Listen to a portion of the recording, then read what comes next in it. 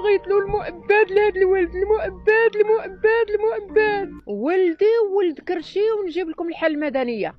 عندي الحالة المدنية ولدي، وماشي راه ولدي ولد كرشي، ولا يمكن في هاد الساعة راني ماشي ولدي.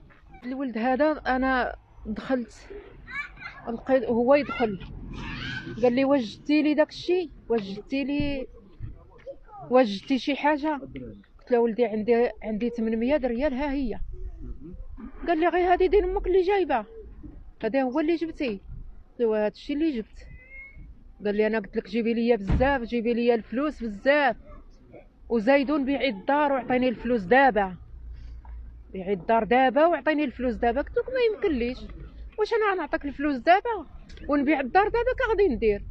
جبت واحد الهراوه وجلس كيعطيني هنايا